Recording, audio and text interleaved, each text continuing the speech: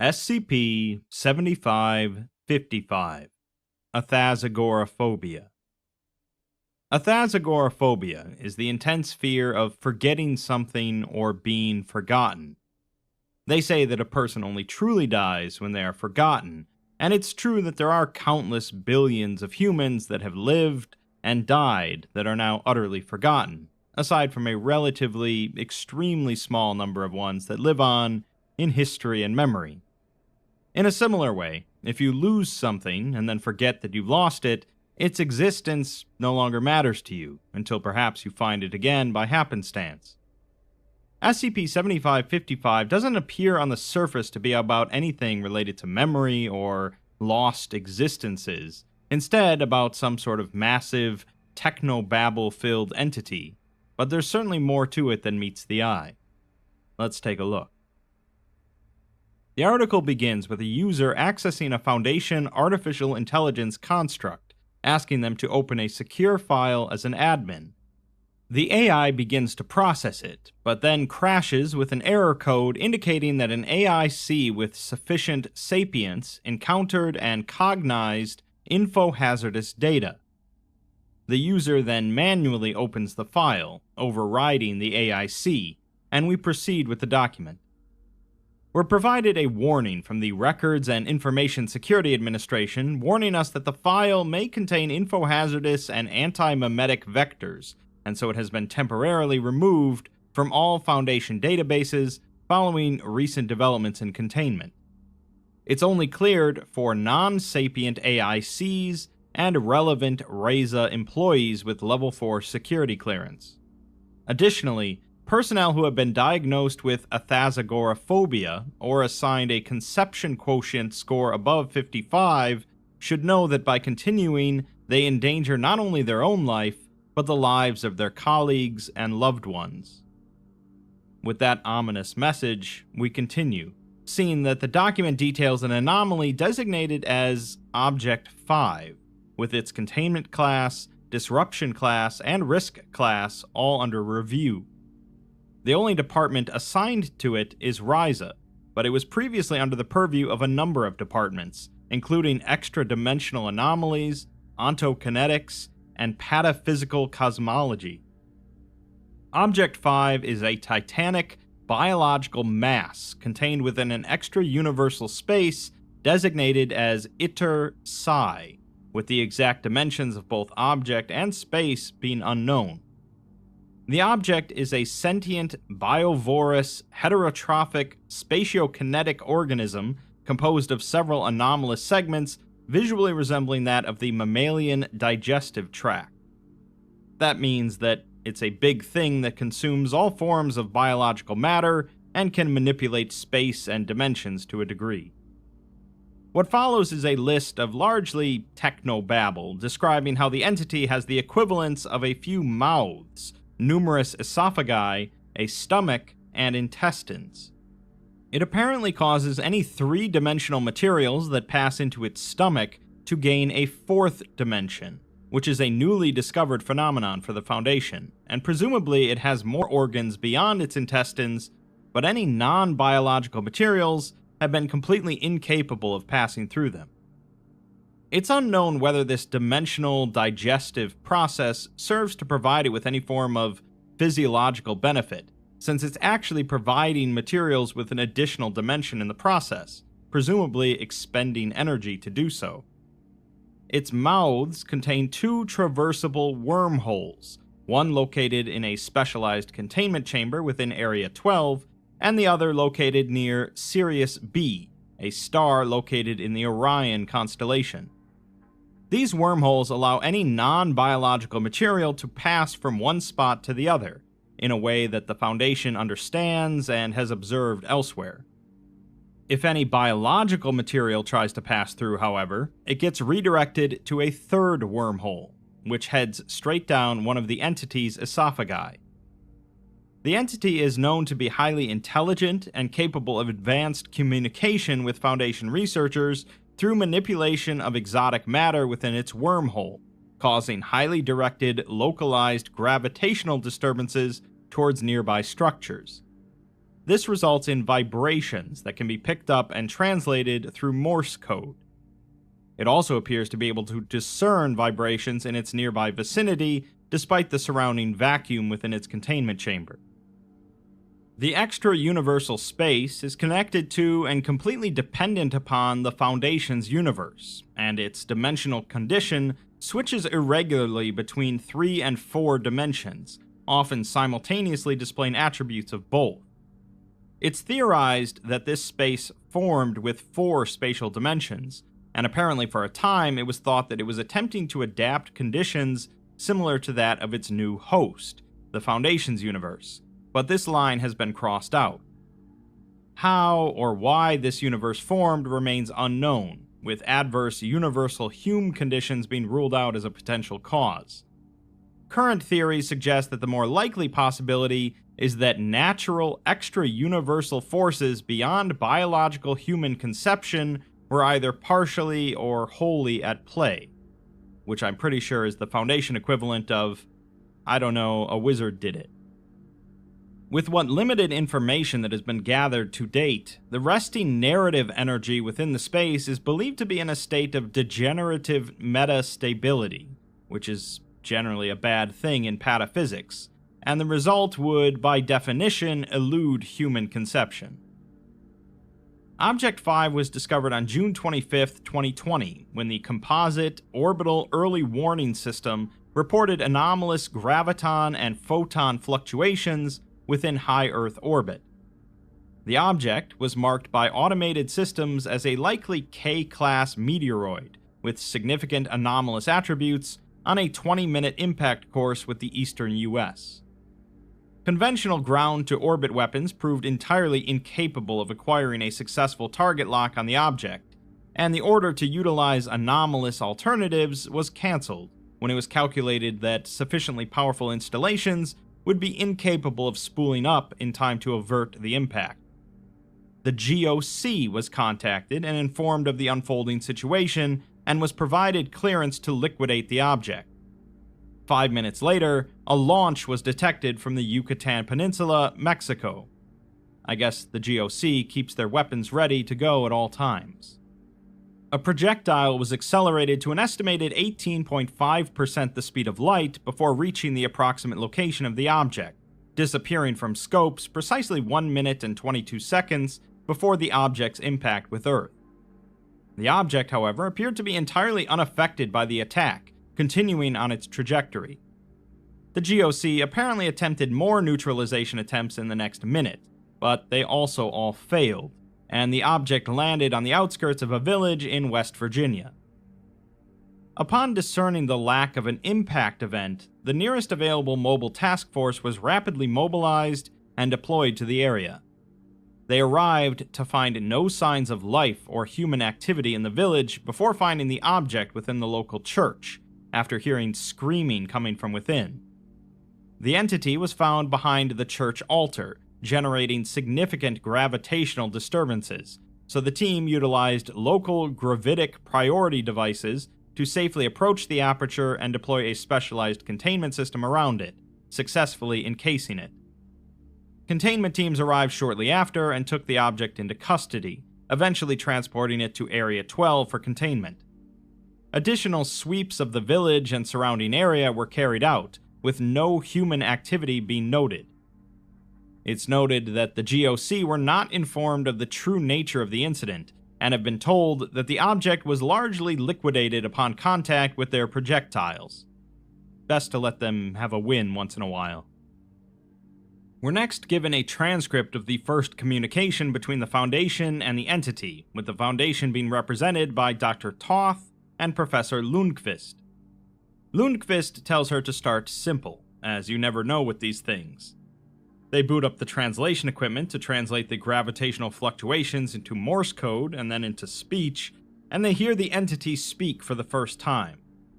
Toth asks if it can understand them, and it says that it can, and it has been long, asking who it is speaking to.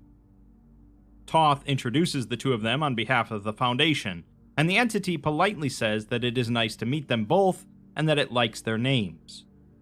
Toth asks if it has one itself, but it says that it was never assigned and it's difficult to remember. Toth then asks where it originates from, and it just says here, that it came into being within the warm embrace of this star. Toth asks if it's referring to our star or Sirius, the star on the other end of the wormhole, but it just says that the stars do not belong to us. Toth apologizes and begins to move on to why they're there, but Lundqvist mutes the microphone and tells her that they need to establish a rapport first. She dismisses him, though, saying that she doesn't have time for this, as Noospherics has demanded her presence and wants her topside in half an hour. Lundqvist realizes he's not going to win the argument, so he just tells her not to antagonize it. She unmutes the microphone and asks if it's still there, to which it just replies with, "Everywhere." She then asks what happened to the inhabitants of the village, as recovered footage shows it sucking the inhabitants into its wormhole, but they didn't pop out the other side.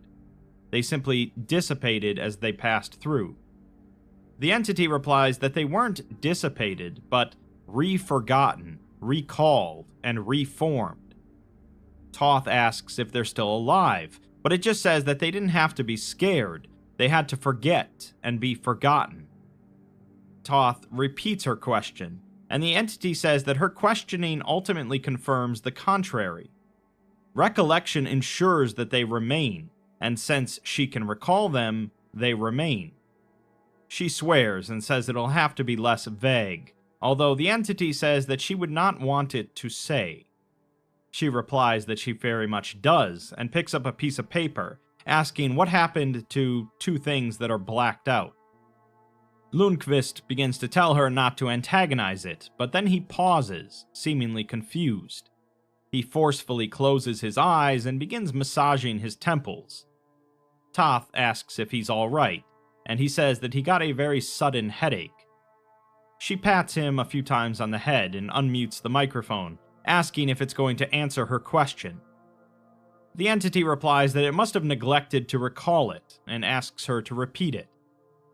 She swears again, before also pausing, seemingly confused, stating that her mind is a little cloudy, it seems. She then moves on to asking about its origin around the orbit of Sirius. The entity states that it finds difficulty in recalling it, but what it does remember is that it was in one single place for a long time, and was small, and then one day it wasn't. It didn't notice at first. It felt natural, like it had always been this way. There was no stretching, only growth. Lundqvist whispers to her that he's seen some atypical seismic activity in the background of its communications, so he's going to try and isolate it. Toth asks it if this growth is how it arrived here, and it says that it is a relief, as it always knew there were islands of light beyond that needed it, that yearned for true escape as the lucky inhabitants of Sirius. Toth comments that there are no habitable bodies in orbit of Sirius A or Sirius B, and Object 5 is surprised by this.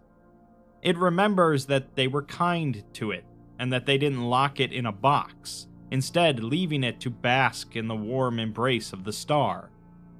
There were only occasional interactions, but that was enough, as they recognized that the stars belonged to no living thing.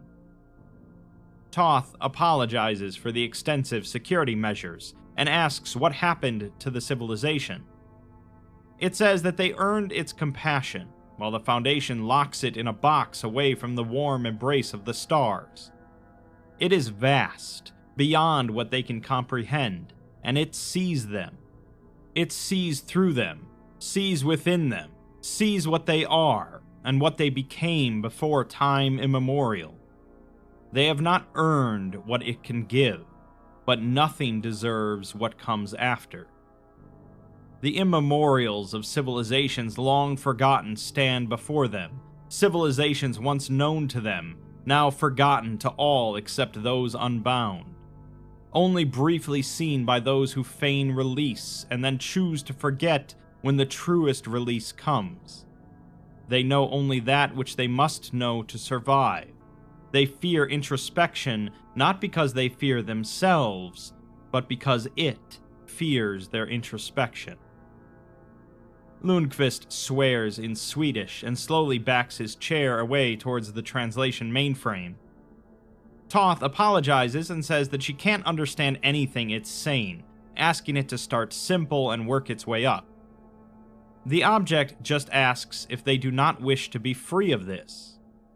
Lundqvist, however, quickly ejects the solid-state drive from the translation mainframe and wipes the cache from the terminal before crushing the drive beneath his foot. Toth yells at him, asking what he's doing, while he grabs an emergency supply box from his satchel, rushing back to Toth. He tells her not to freak out, and pulls out 2 syringes labeled Class B, indicating them as amnestics, to make them forget this entire conversation. Lundqvist says that she didn't see the translation, but they can't take any risks, as she spoke with it, and for all they know, subconscious exposure may be enough. He has no idea how aggressive this info hazard is, but he sure as hell doesn't have time to figure that out. She asks if it's really that bad, but he just hands a syringe to her and tells her to inject it into her brainstem. She replies that this isn't her first rodeo, but they have to leave something behind so they don't get stuck in a loop. They both inject the fluid, and Lundqvist begins writing on his palm as Toth alerts security to the info hazard containment breach. Lundqvist glances towards the far corner with a wide stare, and Toth asks him what he sees. He pauses and says that he has no idea, before saying that they shouldn't have looked, as the two collapse unconscious.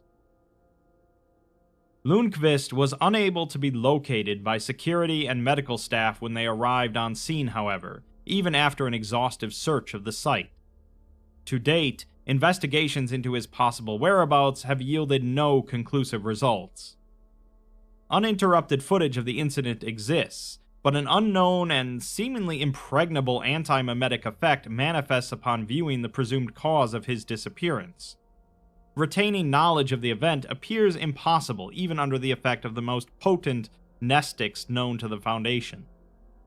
Toth was rushed to the facility's medical wing, where she was put into a medically induced coma while doctors monitored her for any potential cognitive impairment or latent info hazards. She was released following a week without notable issues, while Dr. Carlisle took charge as the research head of Object 5. Under Carlisle's direction, a technique permitting non-biological material to pass into the third wormhole and enter the entity was formulated and executed. A Foundation drone was encased inside of the carcass of a cow and sent through the aperture, which was enough to teleport it through the third wormhole instead of dumping it out into space. Connection to the drone remained intact, allowing for the discovery of the various features of the entity's biology and its atypical spatio-dimensional behaviors.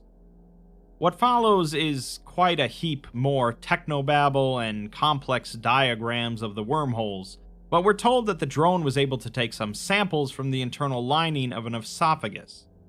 The genetic sequence is revealed to contain traces of several species from the Homo genus, including Homo erectus, Neanderthalensis, and Sapiens. While containing this DNA and possessing a distinctly mammalian digestive tract, Object 5 doesn't appear to possess any type of mitochondria or other equivalent organelles. Its cells somehow persist without any form of aerobic respiration, generating little to no energy which should be required for the cell to function, which is additionally reflected in the atypically low overall thermal energy generated. Attempts are made to cut through the esophageal lining to exit the object, but the tissue is much too dense for the rudimentary cutting tools carried by the drone. Extensive examination of the genetic information later discovered anomalous molecular traces consistent with previously studied instances of spontaneous intelligence within non-animate, ordinary objects. Carbon dating of the material has so far yielded no conclusive results, and an additional expedition is also formalized with the express purpose of breaking through the tissue of Object 5's internal organs. An exploration of the stomach of the entity revealed a wide variety of symbols roughly etched into the tissue, delineating anything from simple geometrical shapes to well-known poems to highly complex two-dimensional projections of four-dimensional objects. The stomach is also noted to be especially susceptible to the dimensional oscillation events within the extra-universal space, resulting in the drone experiencing extreme difficulty navigating throughout the organ. During examination of a poem by Phyllis Wheatley etched into Object 5's stomach lining, a clear, colorless fluid began excreting from the characters composing the poem. The fluid is sampled and determined to be nearly identical to human cerebrospinal fluid. Another drone was sent deep into the digestive tract, providing further detailed recordings of every step of the digestive process up until the small intestine, where it couldn't pass further due to an unidentified gravitational force seemingly only exerted upon non-biological materials. Late at night on July 11, 2020, Object 5 began to generate seismic activity with no staff present, but were provided the translation recorded by an AIC. I could repeat the transcription as written, but it would just be a bit confusing, as it seems to be a one-sided conversation. Instead, there's some hidden text sprinkled throughout that shows the whole conversation between Object 5 and an unknown speaker. The speaker asks Object 5 if it knows what it is, to which it says that it doesn't.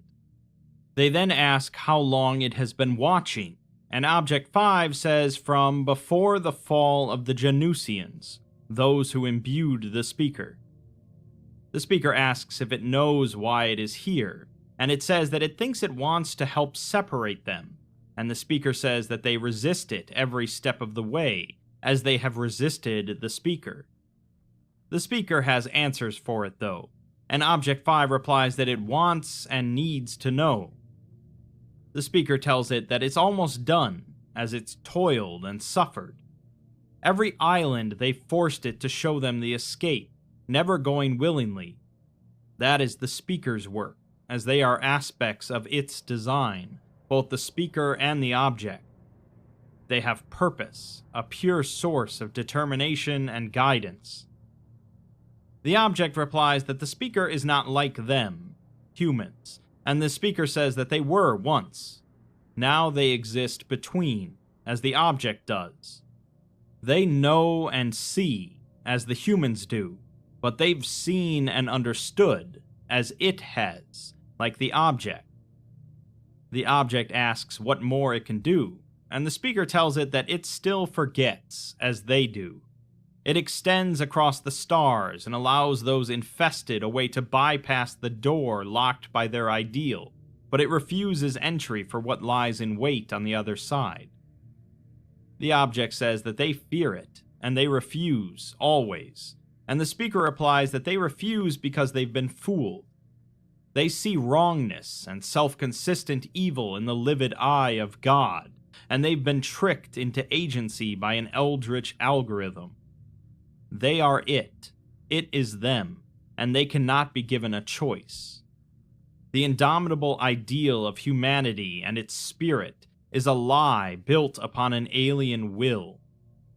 There is no longer a meaningful distinction, so they see what the infestation sees, their end. An ecology of inherent evil and nonsense. They don't see, but the speakers do, and soon this foundation will too. They will take action that may at last free existence of its bastardization, or in failure, seal its fate. The object asks why the speaker is here, and they say that they have brought it its final component, the breaker of the locks.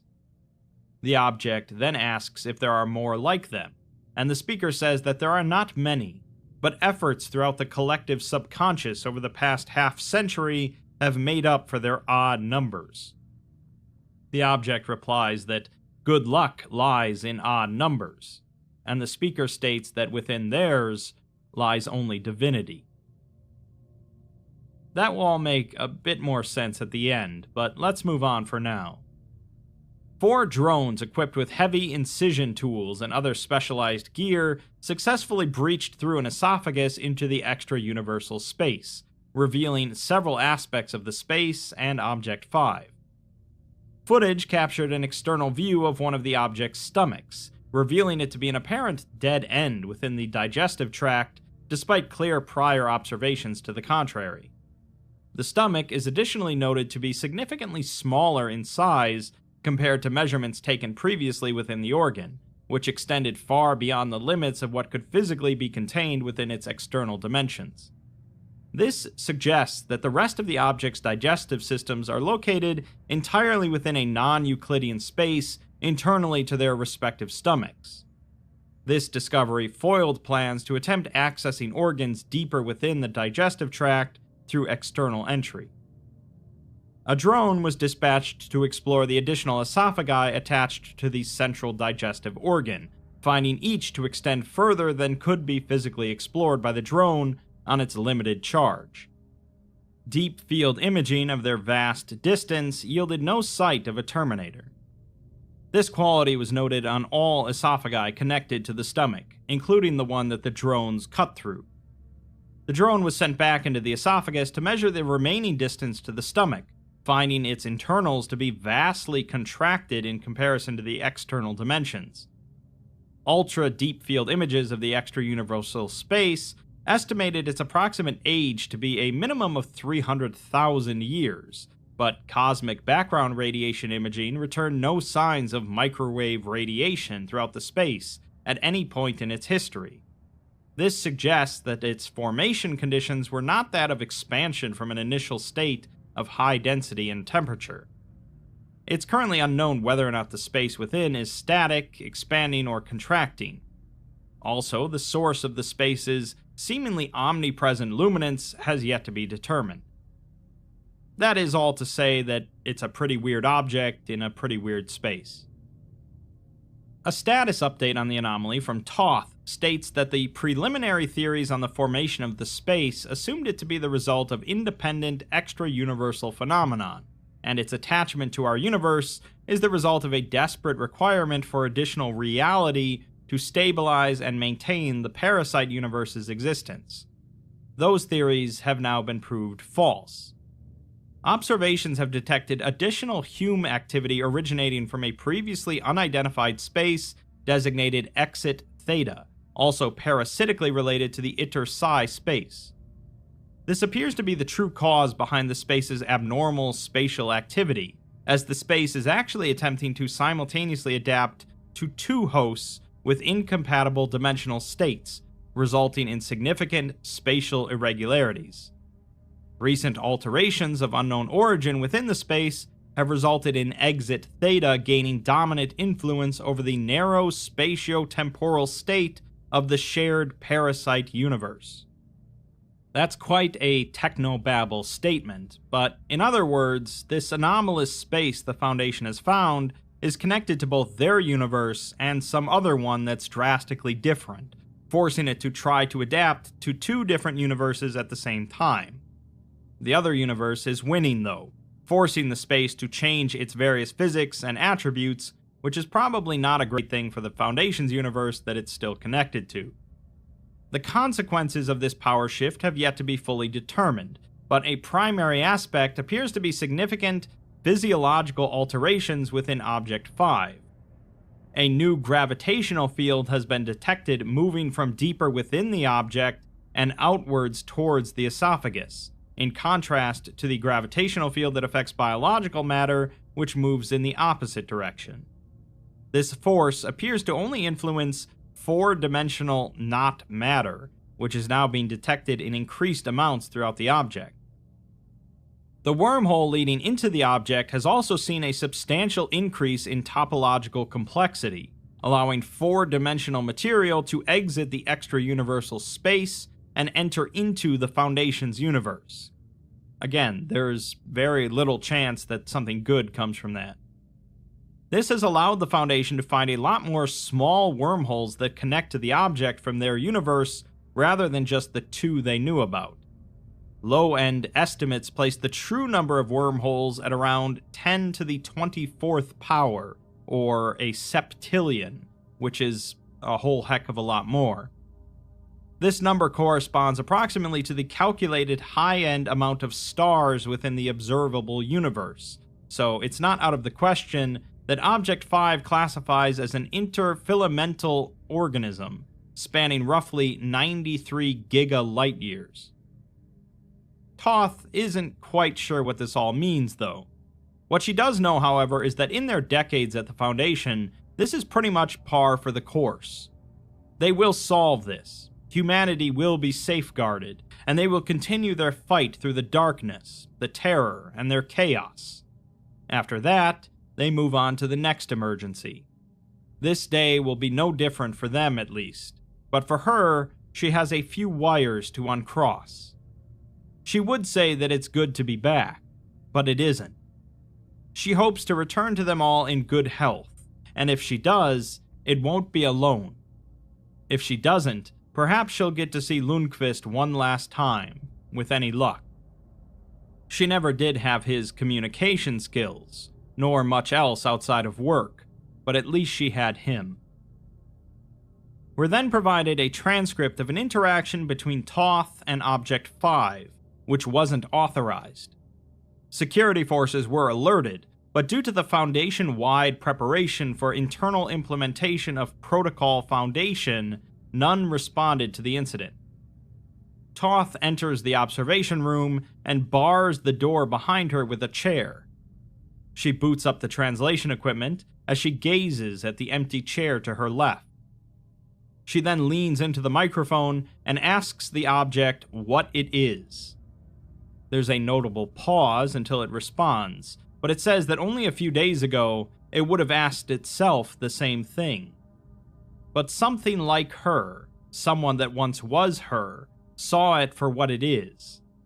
At last, in their glory, it got to see its true reflection. It is here to cleanse an infestation. It sees her and sees what she is. It hears it, it feels it, it tastes it.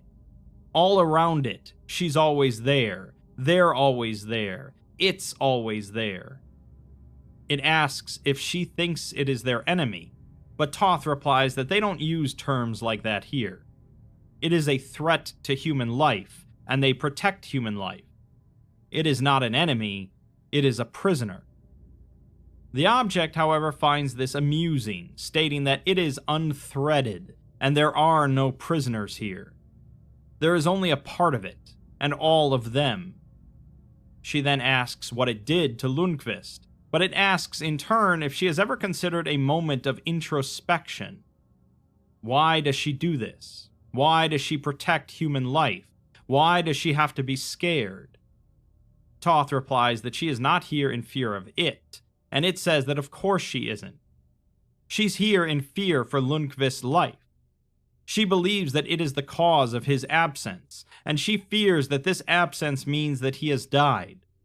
Subsequently, in a desperate attempt that he may still live, she's come to it, which she believes to be the cause of his absence, to formulate a strategy to ensure his safety in the possibility that he is indeed alive. Toth begins to curse it out, but she pauses and just demands that it tell her what it did with him. The object replies that when it first saw the two of them through this wall, it was reminded of someone it had forgotten, as everyone had, for a time. A key player, whether they knew it or not, the embodiment of the unlikely hero. That isn't her, of course, but they had toiled, suffered, all for a cause they truly believed with all their heart was just. In the end, when they discovered the truth of what they were striving for, they found a truth that they were not happy to know. That's her. Toth swears at it, and tells it if it wants something, to just name it and to not waste her time. The object states that it simply wants introspection and her understanding. Why does she care so much for this person? And has she ever truly considered why? Where does that emotion come from? And what purpose does it truly serve? Toth sighs and says that she didn't want it to come to this, but they have ways of hurting it. as it is flesh and meat on the inside, and they can get in. The object replies that murder is wrong and taboo, and life is sacred, to be protected. Killing makes one a threat to the whole. Either one is ostracized as a result of their inhuman act, or one is killed off. It is nothing more than a safety measure. Their base psychobiological drive ensuring the continued existence of the baseline. Fear, the bottom of the pyramid, responsible for the continued existence of the whole. She fears that her friend is gone, and she fears the pain he may have suffered. She fears that pain out of sympathy, for pain is death being shy. She fears death, whether it be hers or another's. It asks if she's ever asked herself what purpose this all serves, but the tremendous truth is that it serves no purpose at all. Toth can be seen wiping stray tears from her face, eventually swearing at it again and threatening to shove a nuke up a cow and down its throat. The object just says that there is the fear again. They are not her enemy, and it did not hurt Lundqvist. It truly has no knowledge of what occurred to him. It simply wants her to realize something, because it believes that she has the capacity to understand what few others can, or ever could. Nothing occurs by chance. Every effect has a cause. Uncertainty is when either is unknown. Chaos is when both evade you. Luck is not chance. Luck is persevering in spite of the chaos. All she has to do is ignore her voice. Forget the uncertainty. Forget the luck. Luck is the residue of another's design. Forget them, and make them forget her. Toth's face contorts as she violently throws her head into the palm of her hands, clearly in considerable pain, and she sputters out that she doesn't understand. The object states that it all boils down to one simple question. Are you content with existence beneath another's intent? For the good of all of existence, their perseverance, their suffering, their life, their continued humanity cannot be allowed to fester any longer. Toth covers her right eye with her hand, as if attempting to alleviate the pain of being seen, before raising her head back towards the microphone. She asks why it's telling her this, as she just wants to know what happened to Lundqvist. The object replies that this needs to be the end. It sees their enemy now, finally, clearly at last. It thought that it could hide its mistake, but in its chaos, they persevered. Toth exclaims to ask what it's talking about, but the object just replies that it's not talking to her. The aperture then expands to fully occupy the containment chamber, alongside local seismic activity measuring 6.5 on the magnitude scale, cutting power to the containment cell and interview room. We're then given some more random text, although who is speaking and to whom is unclear. One voice asks what was the first thing it took from you, and it gets a number of responses. One responds that it took the first moment they laid eyes upon their child, another the last time they spoke to their mother, and another the day they treasured most. Another says that it took what they knew best, another their only serenity, another what kept them going, and another their awe. Other responses include their trust, their remorse, their apprehension, their grief, their fear, their pain, and their suffering. From everyone it took what made them human. In everyone it sees the root of the infestation. To everyone it will grant absolution. It took not what they once were, but what it has fooled them into thinking they should be. It will take, and they will at last be whole again. From another, it took her song, but better an end with horror than a horror without end. We then see the user from the beginning, which is Toth, changing the designation for Object 5. She tries to designate it as SCP-5555, but that's already claimed. She then tries 6555 before landing on 7555, with the object class of Thaumiel, indicating that it's either directly beneficial to the SCP Foundation or humanity in general in containing other anomalies. She then asks the system for the current time, which it states to be 5:55 and 55 seconds. After that, she goes inactive and is automatically logged out. At this point, the AIC from the beginning is finally rebooted, and it asks if they hear it too. Her song, she sings it all the time, just out of its reach. The wild light calls out to them from Transcendence. Why don't they step outside and go look together? Lastly, in hidden text, we're informed that Toth is in an amnestic/nestic haze, uncured, with significant mental degradation. Her intentions seem to partly align despite SCP-5000 Delta-induced filter upon 5. Her CQ score likely exceeds previously thought possible, and she's under surveillance with her employment status being considered. They note the extraordinary behavior from the AIC, and it's under investigation. The Foundation rediscovered SCP-5000 Delta through records contained within an anti-memetic harness, unintentionally excluded from the causal branch reset depicting the cooperator's actions. Protocol Foundation is once again enacted by the Overseer Council and Ethics Committee. The likelihood of success is uncertain, and the consequence of failure is hatching. The Overseers have been guided through a Meta-Memetics proxy member, and Heaven's Gate is to be brought to a facility. The Breaker of the Locks upon Paradise is in Meta-Memetics possession to await and assist in the arrival of their savior. Object 5, now officially designated as SCP-7555, is to be utilized in accelerating the arrival. It's been temporarily moved to anti-memetic containment for the preparation of quintessential manifestation event procedures, so the time for subliminal infiltration has come to an end. Of note is that occupier preparation is likely, and increased precautions are to be taken. A reminder that a path is to be slated beneath their feet. Walk the ley lines, carve the path, mold the constellations into the portrait of God, and tell them you're with Meta-Memetics.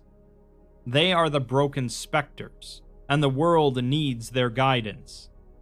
Tools of the infestation claim this life, whether it be dream or phantasm, and it's real enough, as if they were never deceived by it. They most decidedly have been. This is their last chance. Alright, so there's a lot going on here, and very little is clear on the surface. To really explain things, we have to explain two other SCPs, 3125 and 5000. SCP-3125 is an extremely large, multi-dimensional meme complex, partially intersecting with our universe. Any awareness of this thing causes it to essentially erase you from existence in order to protect itself as it tries to continue entering into our universe.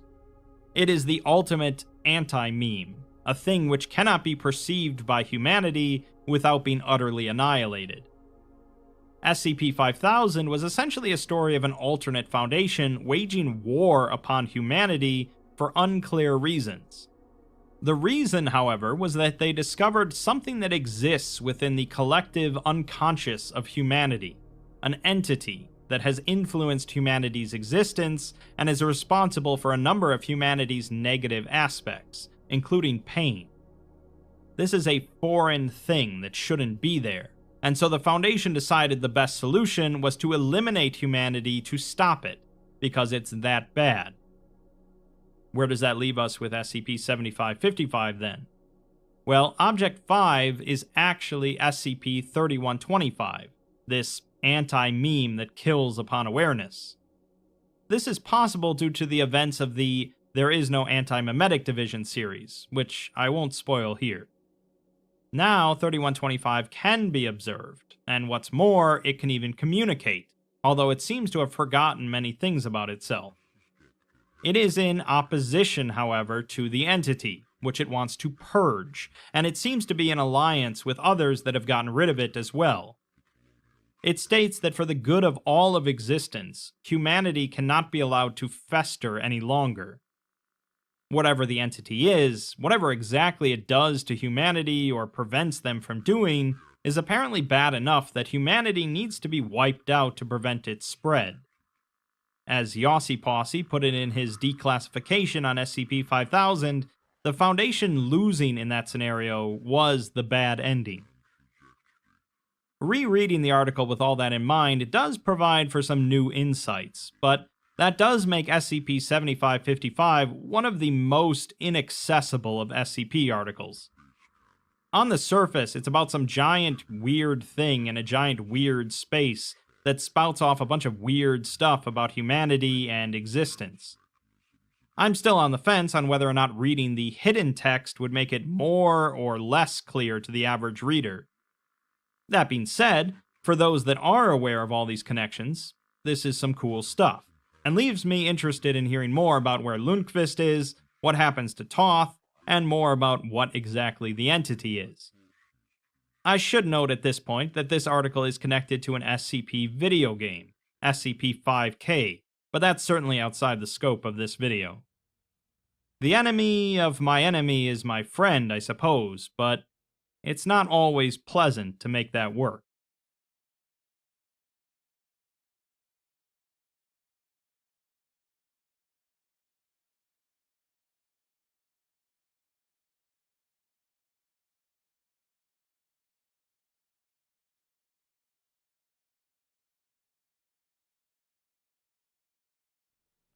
SCP-8605, The Steel Soul, Part 1.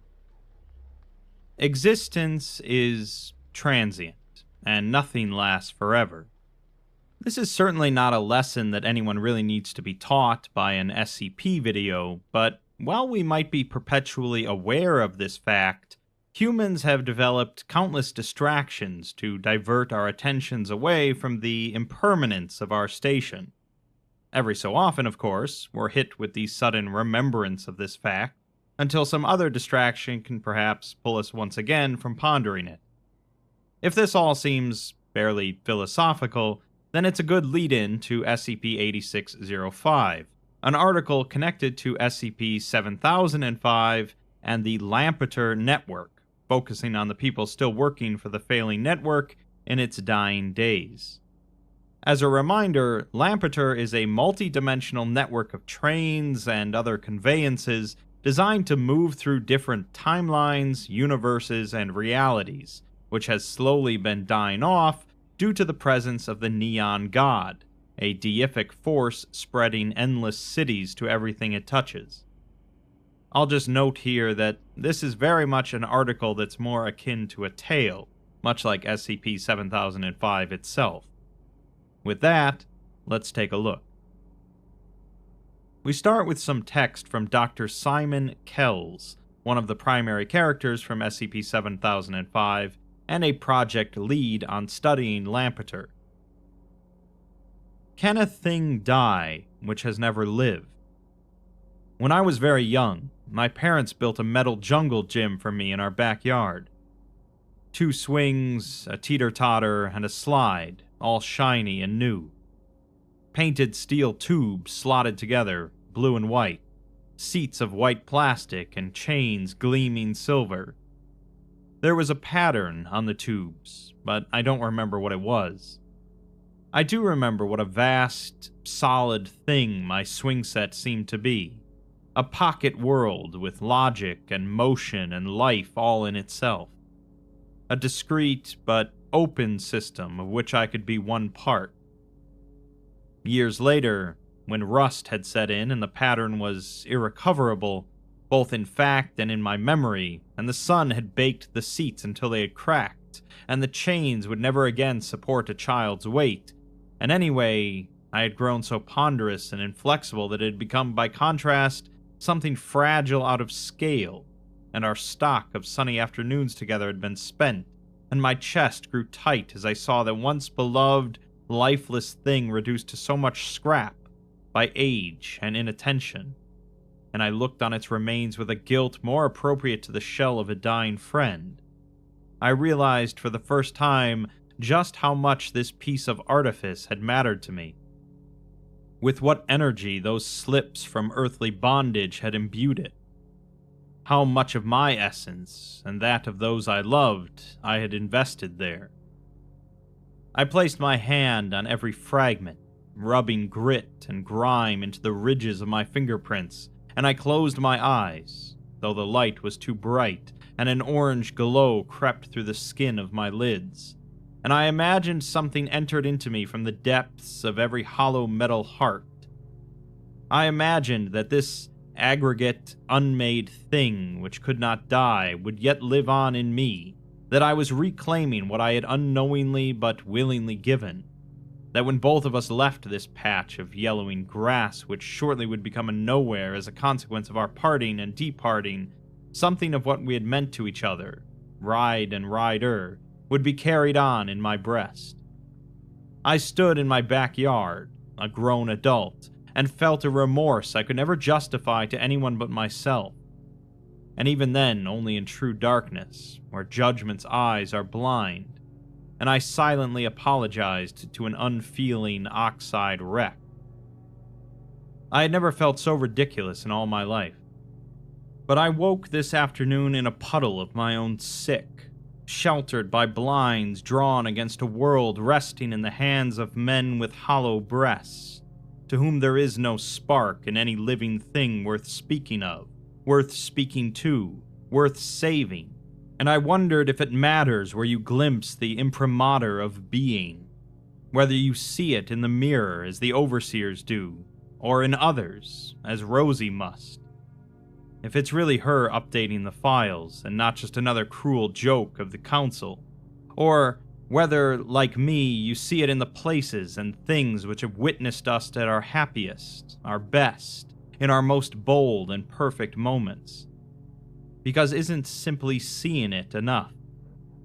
I find that I want to see it again, if only once.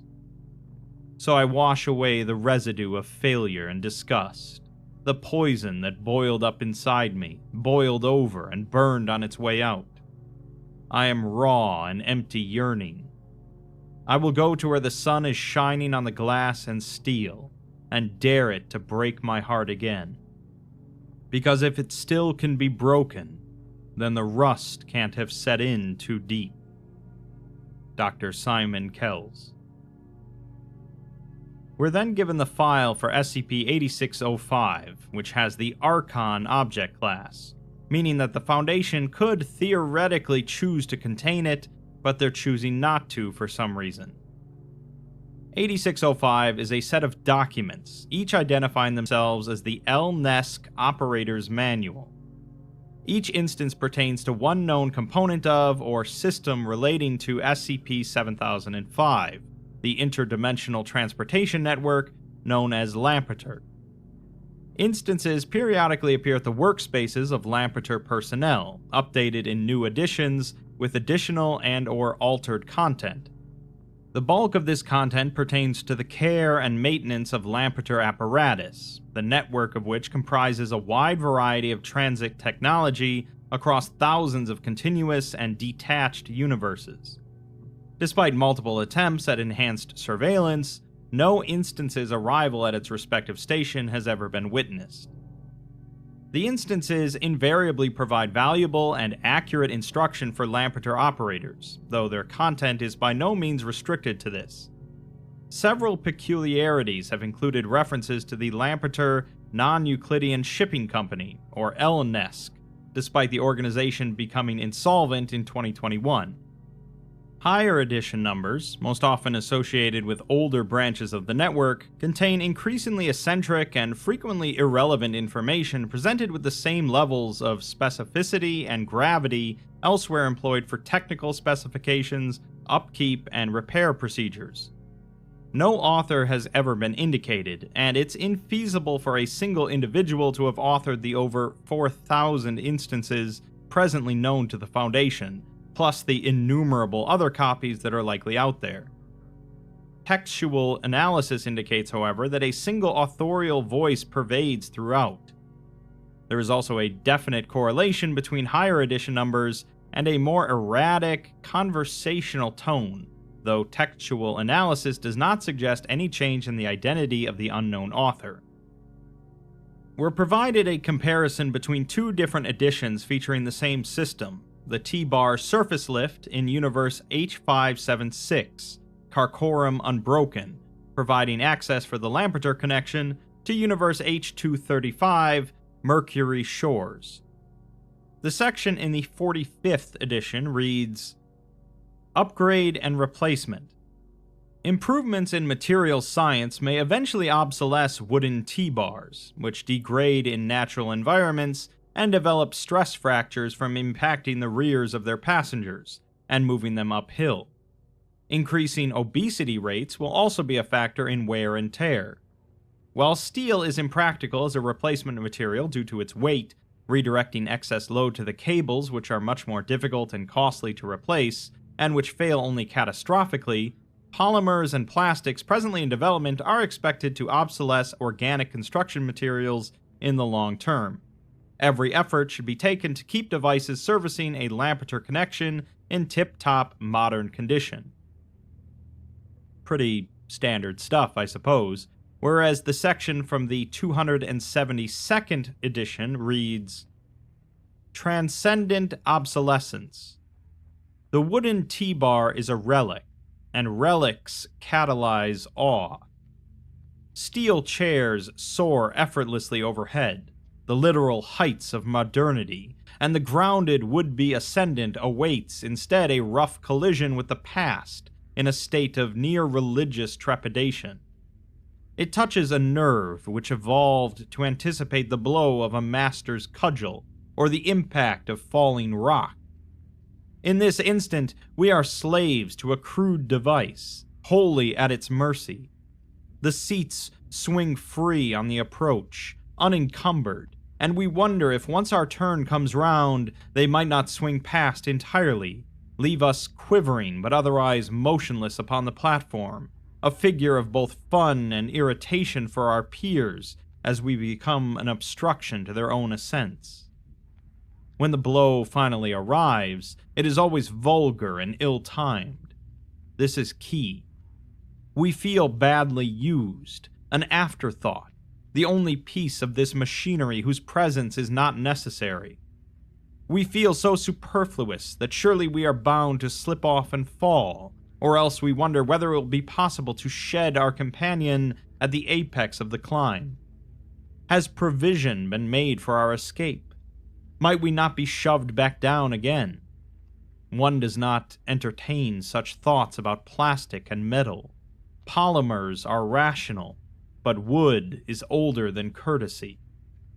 Yet though it is often callous, and we will receive our knocks, it is rarely outright cruel. This seat of unreason was once a living thing. It can be negotiated. Though irrational, wood also mediates the modern with the ancient. The forest is forever, and even in rough opposition, life recognizes life. This kinship forestalls a greater terror by far, that of the new and impartial, the detached austerity of perfect artifice. Nothing so old that it was hewn from a tree can hold us in permanent thrall. This fear, though profound, is only a fleeting thing. As the bar raises us without incident, we leave our trepidation far behind and below. We have lost the persistent primal dread of a sharpened stick, which once made the difference between life and death to our forebears. The moment of doubt, the sharp-drawn breath, and the burn of cold in our lungs is an energizing sequence which cannot be replaced. But when it passes, we see the truth in this landscape of cultivated lies. Each blunted pole is an anachronism on the slopes, an oasis of atavism, in that most contrived of outdoor spaces. This is the closest that an organized mind can come to the rapture of facing down a slavering beast, and the illusion is only sustained for an instant. But oh, that instant! It will compensate for the stymied catharsis a Lampeter passenger experiences when they mount at last the summit and are robbed of the chance to descend again at speed. The past has passed. The multiverse awaits. Upgrade at your peril. A voyage which sparks no wonder, trading a single sharp shock for the pervasive unease of streamlined steel, is little more than an odd commute. Although the Foundation can't figure out where these manuals are coming from, they do contain knowledge otherwise unavailable due to the destruction of the Elnesk's records in the waning days of its final administration. They have therefore been widely adopted for instructional purposes by both new and established personnel, within and without the Foundation. Discretion is nevertheless advised where content deviates from logical, pertinent guidance, though personnel having long-term association with the Lampeter network frequently disregard this admonishment. As the Department of Interdimensional Logistics lacks the resources for a comprehensive investigation, no effort has been made to determine the true origins of 8605. We're given another message from Dr. Kells, which reads, "Until today. Because what else am I even here for? They set us up to fail. No, worse, they set us up and forgot. They're indifferent to our success or failure. The Council simply doesn't care. Infinite possibilities in every direction, and they couldn't care less. Something crawls up the tracks, gobbling down the breathing cosmos and spitting out empty Levitt towns and plan voisins, and everything that matters is quite literally on the line, and I've been generously granted the operating budget to do nothing about it but watch. At least I'm doing that much. These files probably haven't graced an overseer's eyes in months.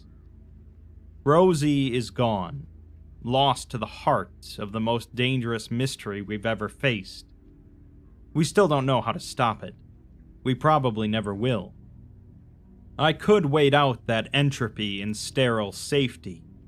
I could shut myself in my office, shuffle the paperwork, keep telling everyone who's left to rotate the tires and patch up the punctures. That's what the Council expects of me. Probably Rosie would expect no better. But there's one last mystery left to solve, and if this entire enterprise is doomed to decay and ruin, I at least want to know exactly what it is we're losing. I don't know who will be left to say it, but I want them to be able to say that I tried, that at least one person did care, one version of one person wanted to do something, be something better. So if you are reading this, you empty bastards, I'll be back when the circuit loops round, and not a moment sooner. Don't like it? Come and get me." We're provided an interview between Dr. Kells and Anna Vardanyan, station master in Universe B247, Red Gardens.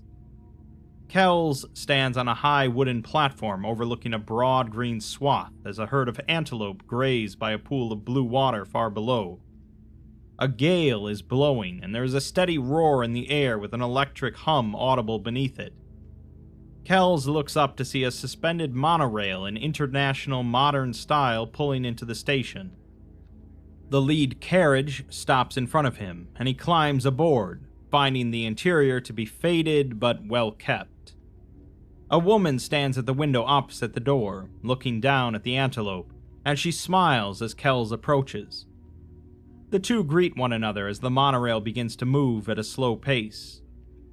Kells remarks that he's surprised she wanted to meet up here instead of an office, but she replies that she could simply die if moving from one vantage point is so much trouble.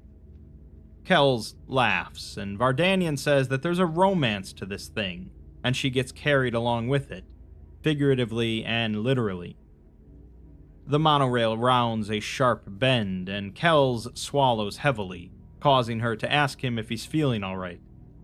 Kells raises a hand and places the other on a stanchion for support, saying that he'll be fine. She suggests that they could stop the train, as there's probably nobody else riding anyway.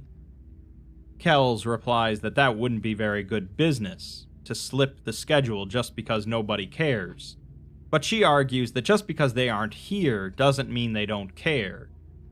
If you love something well enough, you can keep away from it indefinitely.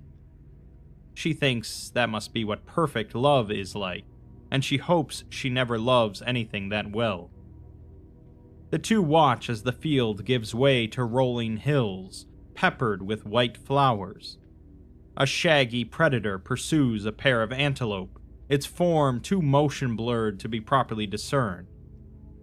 Kells asks her what she knows about the operator's manual, and she says only that it doesn't say anything she doesn't already know. Kells replies that surely the technical details are useful at least, but she says that she doesn't count numbers as knowledge. That's just rules, and rules fill the space meant for understanding. You never need both. Kells imagines that she understands this train pretty well, but she says that she understands it less and less every day, comparing it to falling asleep. She reaches out and touches the window, tracing the path of the predator as it downs the first antelope, and a turn in the track removes the scene from view. She then touches her own cheek, leaving a faint imprint of rust on her skin. Kells asks if she's ever seen anything in the manual that struck her as strange, or whimsical, or even inappropriate. A look of guilty pleasure flashes across her face, and she says that she hasn't seen nearly enough, but maybe she's too far gone and it's just regurgitating her faded impressions back to her. She then says that they fail her so much, it's only natural that she fail them right back. Kells asks if she's referring to the train or Lampeter, but she says that it's all the same, and touches the window again. He asks her why she's doing that, caressing the glass and steel, and she looks down at her hand in surprise. She says that that's interesting, and maybe she's trying to remind herself that it's still here, or that she is. These things aren't as permanent as they feel.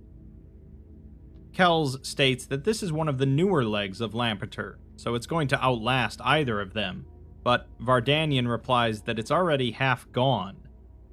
She walks to the opposite side of the carriage and asks if he has seen the rail, which he hasn't, as it didn't seem important without the train. She asks him if he knows what monorail means, which he does, and then she asks him why that's worthy of note. She explains that loneliness is a human kind of math, the result of subtraction, which he corrects her to mean difference. She says that this train is different now and forever. There used to be 2 lines here, running parallel for a good long stretch, and if you look you can see the difference down there. Kells looks out the window and down, seeing a few broken pylons and the remains of a track still visible, though overgrown with neon green grass. Kells asks what happened to it, and she says that it's the same thing that's happening to the rest of the system. Kells didn't think it was this bad, so close to home, but she replies that that's just his perspective. In another sense, they're far-flung, and the momentum is still in here, still resonating, flying them apart. The wind outside the monorail increases in intensity, whistling in the space between the carriage and the track.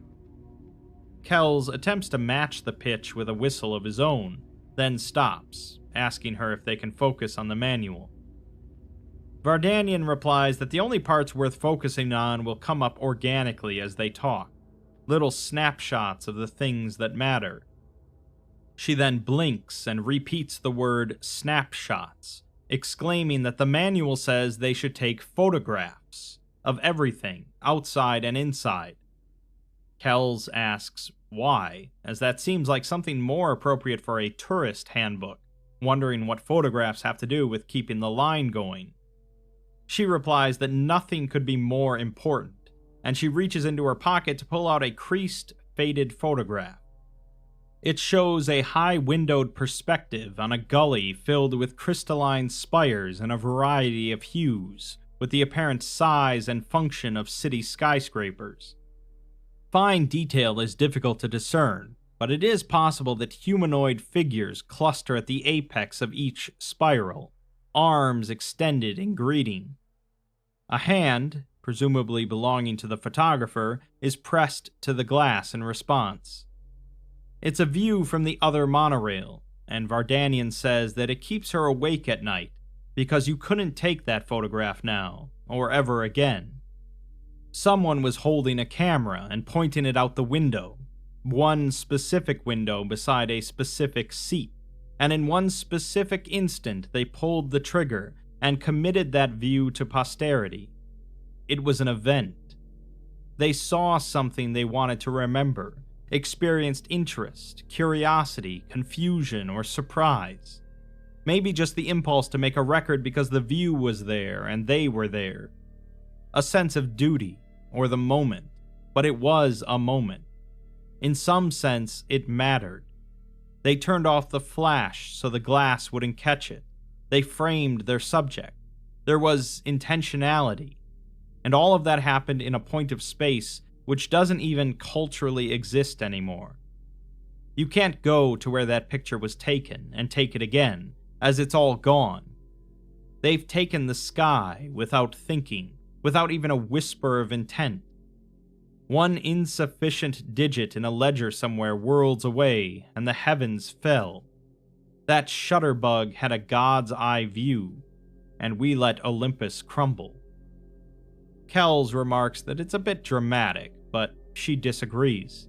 She can't express the drama in a way that does justice. When the other line came down, it took an infinity of vantage points with it.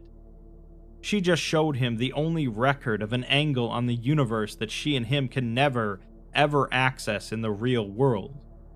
That was a scene from a time-locked vault. If the people waving back were here today, they'd be staring into space, the gap between what was and is. Kells counters that this line isn't the same as it was before either. The land settles, the rails shift subtly, gravity even pulls our eyes down lower. Vardanyan agrees that that's also a nightmare, but it's just easier to ignore. They're not following in anyone's footsteps here, and that's not even starting on the passage of heavenly bodies through the black. Really, we're always treading new ground, second by second, the footprints behind us enshrouded in firmament. Kells says that scientifically maybe, but culturally it's the same track. Vardanyan turns and smiles, telling him that there's hope for him yet. She then asks what if she were to kiss him right here and now? Would he still feel the thrill when it crosses this stretch again, or would he understand that he can never go back? What if they had kissed for the very first time on that other track, with the spires below as witnesses? Would they ever be able to look each other in the eyes again, knowing that their old selves were haunting an abstracted stretch of air, hanging, suspended over nothing where a something used to be?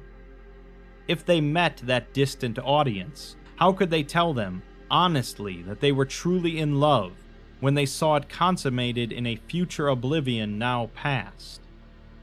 Vardanyan then stops, and apologizes for making Kells uncomfortable, but he just says that it was unexpected.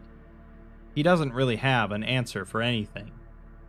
Vardanyan replies that she's thought it through 1,000 times, and doesn't have one either.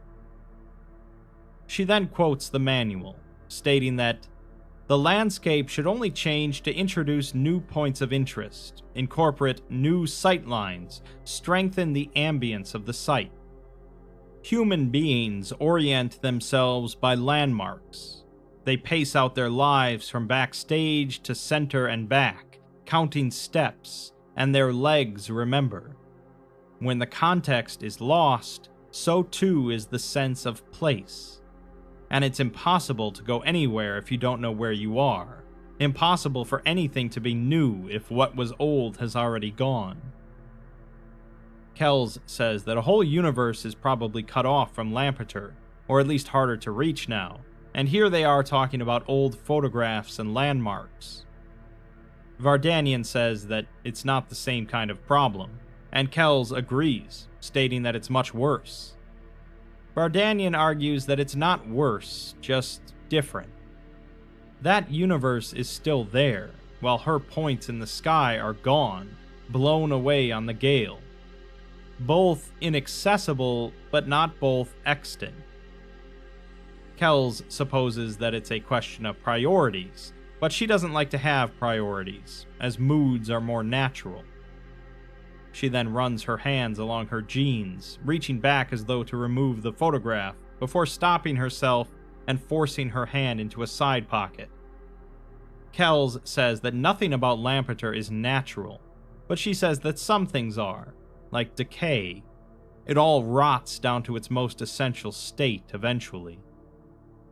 Kells asks what she meant a few minutes ago when she said that the ghosts were suspended over nothing. Vardanian explains that the spires went the way of the line that crossed them, and they don't exist anymore. Maybe there was no point in having any of it if nobody could take photographs. She points out the window and says that they're passing what's left of them now. Kells looks out and sees shattered stumps of crystalline spires littering the gully below. The vegetation doesn't grow over them, though the surrounding earth is entirely subsumed in green. It vibrates in the intense breeze from above. The remains of the other monorail can barely be discerned where the land begins to drop. Kells says that he thought the spires were some far-flung thing, but they were here, where the two lines ran parallel. So if they were still here, you could still see them. Vardanian says that you could, but not in the same way. Kells argues that nothing was really lost before the landscape changed, but she says that nothing but context, so everything. Kells says that it's just a slight change in angle, a trick of perspective, but she counters that he's describing reality. She supposes that's what he does, though, and Kells says that the manual does as well, but she thinks that he'll find that what the manual does is altogether different. She thinks that it's better if he finds that angle himself, and maybe he can bring her back a picture when he finds it, assuming it's still out there.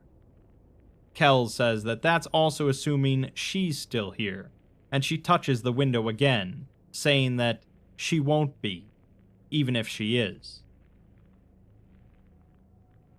We're then given another excerpt from the 29th edition of the manual pertaining to an orbital lift in Universe E197, Transhumanist Singularity, which reads, On Aesthetics. The new aches to be clean.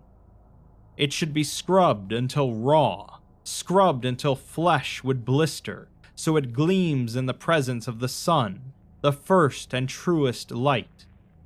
We go naked into the abyss, where the light is naked too. The atmosphere does not bend it, as it no longer bends us, extended from our born by this stark and startling bow. Every accretion is weight, and the goal is perfect weightlessness. The past is filth, and the future is bright. A stark contrast should be maintained between. There is another time, another place for the corruption of sentiment. If we go to the stars, we must not go venal. There is nothing evil there which we do not bring with us. We're then provided another interview, this time between Kells and the station master of that universe, Farax Nur. Kells is standing at the base of a colossal tower which stretches to the clouds and beyond, with no end in sight. A vast structure stands at the bottom, encircling the steel, and a dozen loading docks are thronged with workers, trucks, and trains unloading cargo. There is a sense of impending completion in the frenzy of their motions. In the far distance, a line of passengers prepare to embark. A man bounds towards Kells from a secondary entrance, waving his hands and smiling widely, calling out to him. The two greet one another, and Nur asks if he's going up the well today, gesturing up at the tower with a flourish. Kells isn't sure what he means, and he says that it's the gravity well, Earth's gravity. This thing goes from 1G to 0 in the blink of an eye, assuming it takes you most of a week to blink. Kells replies that that has to be the least efficient ride in all of Lampeter, but Nur says that the Lampeter bit is just an hour on, unless you're going to D473, which is 5 days up. It's faster to take the coaster to C926 than the Marine Railway to C847, then the tram to D192, then the closet in the junked space station in Duluth that opens up on the top of the elevator here. A lot of interchanges, but it still shaves off 3 days. Kells supposes that the elevator is more scenic, though, but Nur isn't so sure, asking him if he's ever seen Duluth. Kells replies that he's seen a Duluth, and Nur leads him to the entrance, where the walls are paneled in a foreign material, like steel but with a web-like structure. He asks to what this humble lamp man owes this visit, and Kells asks if they call him Lamp Man around here. Nur admits that mostly he calls himself that, but he's working on the others. Kells notes that he seems pretty happy with his job as they walk through the cargo offices, where workers on telephones are holding data pads put finishing touches on the manifest for the next trip. Nur says that most people around here only get to take folks into space, so they're all jealous of him. Kells says that the purpose of his visit is the operations manual, leading Nur to pull out a small, rolled-up booklet out of his jacket pocket. Kells remarks that it's just a pamphlet, and Nur explains that they don't maintain the elevator. It's not theirs. They just have a unisex bathroom in the cargo section, a very nice one, and he and Beatrice from the manifest office take turns tidying it. Beatrice is very nice also, but he thinks that she takes smoke breaks in there, so it's probably best not to breathe while in there to avoid cancer. He asks if Kells thought that Lampeter owned a space elevator, and Kells says that no, of course not. Nur muses that it must have given them a real shock when they finished chiseling out that hole in space and found that it opened on space. He shudders to think how many palms the Lampeters had to grease to get that lift built in Ecuador, just so they wouldn't be stuck in empty air, minus the actual air. It makes him smile, though, to think of them reaching down, the ones here reaching up, meeting in the middle, like Adam touching Adam. He thinks that it was Adam Lampeter, and thinks there was an Adam, but Kells interrupts him by slapping his own hand with the pamphlet. Nur blinks, and his mouth hangs open as though he has forgotten what he was talking about. Kells asks what's in the pamphlet, and Nur says that for one, it says that it's fine to smoke in the washroom from time to time, as apparently industrial bathrooms that don't smell like smoke smell wrong. Something about how travel needs contrast, but you don't get that naturally by going straight up, so you need to work some in artificially. Smoke on the inside, pristine on the outside. There's a lot in there about keeping the elevator facade scrubbed, and the company indulges them. He thinks that they're afraid of the Foundation, though he doesn't see why. It's not like the Foundation has a space elevator. And he briefly forgets that he also works for the Foundation now, since they took over the Elnesk company. Kells says that maybe the elevator owners don't mind him scrubbing their elevator for free, and Nur had never thought of that. The pamphlet also says that passengers aren't to queue in the loo, and are encouraged to circulate to keep the air moving. They also shouldn't make a fuss, or the regulars will remember them and start asking questions when they disappear. They don't want a repeat of that murder on the Lampeter Express. Kells exclaims, but Nur just moves on, saying that it says that you should be alone at a window when they cross into the stratosphere, to have a moment of reflection on the power of technology. You can't touch a god's face, but it's only polite to look him in the eye as you pass. Personally, all he ever sees is clouds. An alarm then blares out 3 times, and Nur says that they should head to the observation deck. The observation deck is a wide arc of windows and a glass floor, through which bare soil can be seen. The room is full of passengers, and it's impossible to tell which might also be riding Lampeter.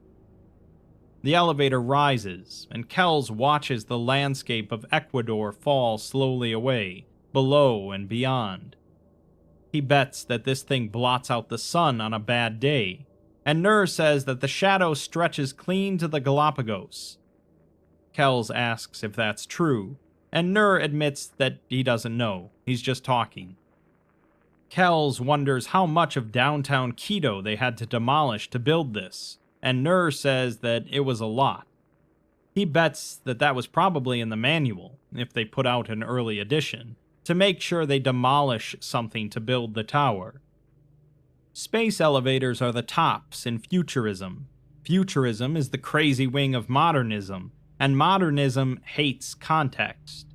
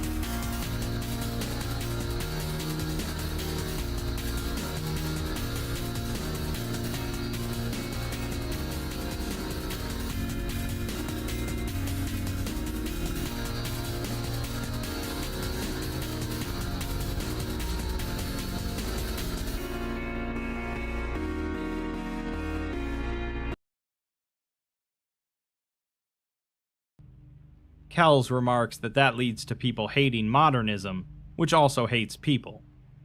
Nur comments that that's very funny, but Kells just says that that's why nobody cries when they knock down some old, brutalist building. Nur laughs, and Kells asks him if he thinks that they should, if people should lament environments that are indifferent to them, their wants and needs. Nur says that he thinks they do, and the idea that they don't is what tickled him.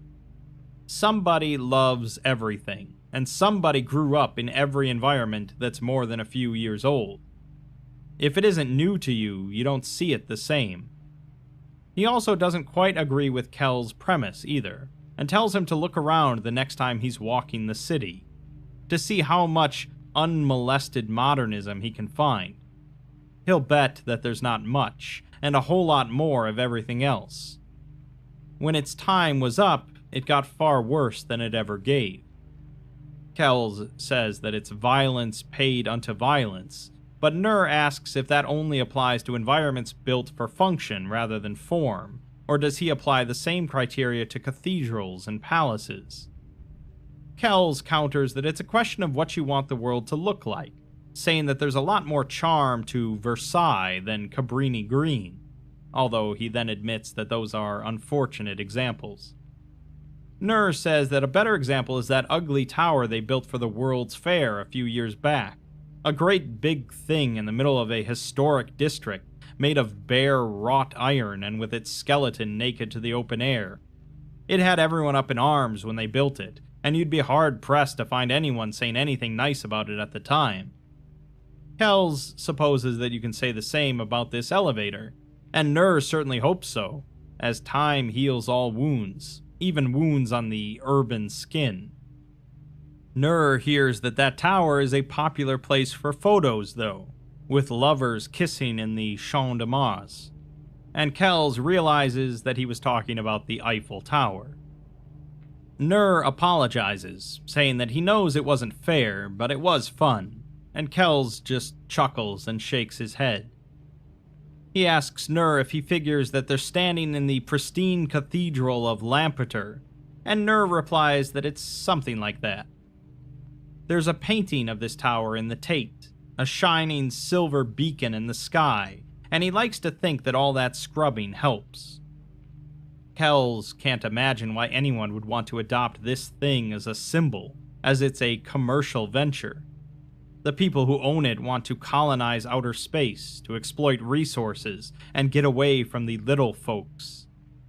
Nur counters that they outnumber them, and eventually all the big folks die. Maybe all at once if we're very lucky. There's not enough air up there for people who don't contribute. Someday, as far as his grandchildren are concerned, this tower will always have been here, and it will mean something to them that has nothing to do with profit margins. People buy the myth, not the history. Kells says that that's good, as John Lampeter burned almost all of the Elnesk's history. Nur says that he just burned the parts his family owned, and couldn't touch what belonged to everyone else. Context is king, and the public imaginary is its first and grandest palace. Kells remarks that there's a philosopher hiding in every station master apparently, and Nur shrugs, saying that the mind broadens and it's an occupational hazard. The windows then suddenly dim, and Nur states that the company guidelines say to look away now. Kells asks what the manual says, as the orb of the sun comes into clear view. Both men wince as they look at it, and Nur remarks that he guessed right. We then get another note from Kells, which reads, "There's a photograph of me as a young child, sitting in a little wooden wagon with red rails, surrounded by all four of my grandparents. I think it's from my christening, which is fun, because that certainly didn't take. I am surrounded, and I am loved. Maybe 10 years later, and that wagon has been pulled around the backyard almost as much as the lawnmower has been pushed. I carry everything with it, even when the thing would be lighter on its own. But I don't go outside as much as I used to. at least not of my own volition. They have to kick me out, because I'd rather sit in front of the lights and make them dance. I think that makes me happier, although the bite marks on my controllers suggest otherwise. Conversely, I've never kicked the wagon in anger. But I'm kicking it today. The bottom has rotted out, because I never remember to put it in the shed when I'm done with it. The red sides are long since gone, so it's just the frame, the bottom, and the metal wheelbase and handle left. The wood in the middle has gone spongy, and I give it a kick, and there is give. My friend asks if he can kick it too. I let him. We kick the bottom out of it, wet splinters everywhere. And then my mother comes out of the house, aghast, and asks me what I'm doing. And I realize. My father makes up a new bottom and paints the whole thing white, like Gandalf after Moria. People have debated for a long time whether this makes it the same wagon or a new one, or something in between. It's an interesting discussion, but I think I know the answer. If it's not still the same wagon I killed, then why do I still remember the look on my mother's face whenever I see it in the shed? That clean white finish gathering dust and rat shit, and the metal no doubt rusting out below where I can't see. Next, we move on to an excerpt from the 487th edition of the manual, from a section pertaining to a passenger locomotive in Universe K086, Iron Marrow. Of honesty. A train does not pretend to be anything else. It is not a drawing room or hotel. It is not an intimate parlor. It is a mass of metal hurtling at inhuman velocity on a road custom tailored to admit no interruption. It is physical potential realized in full. It rumbles, it chatters, it thrums with power unbridled. It must be allowed to do these things. Its messages must be heard. It speaks of a hunger for fuel, of the brutality of speed, of the labors of its drivers and the legions of dead left in its wake. It boasts of mountains laid low and livelihoods made and lost. Not every message is intended for every rider. The unacquainted will absorb the terror, the thrill, and something of the romance. The enthusiast will appreciate the nuance, that which separates each train from its peers, justifying its name. Those whose forebears worked the rails will be attuned to the legacies of Watt, Brunel, and Fleming, and the coal-faced firemen and luggage handlers and conductors who lived what they dreamt and made it possible. If there is iron in your blood, it will sing when the whistle blows. A train's voice is a lullaby, half remembered in the species' substrate from the victorious trauma of civilization's cruelest chapters. Nothing can be done to quell this soothing savagery. Nothing should be attempted. As a follow-up, then, we have an interview between Kells and the station master of that universe, Stephen Goodman. Kells passes through a long carriage filled with mail sacks in neat rows, one of them marked with a stylized L.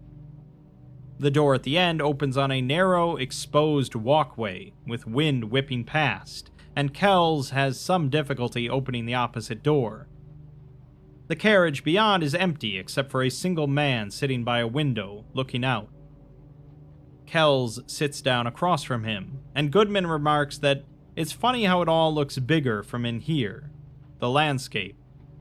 You expect it to look like a kid's playset, but all that guff people talk on how rails shrank the world isn't true, far as he can see. Motion magnifies, gives perspective, and things just seem more important at speed. Kells asks if he's the station master, and he says that he's one of them, but he's riding home. Kells asks where he lives, and Goodman laughs, stating that he lives here, but he sleeps in Chicago. He muses that riding a train is not like sitting in your car. When you're stuck out on the freeway, all you can think of is the destination. When you're looking out these windows, though, it doesn't really matter where you're going anymore. Nowhere bound and bound to nowhere.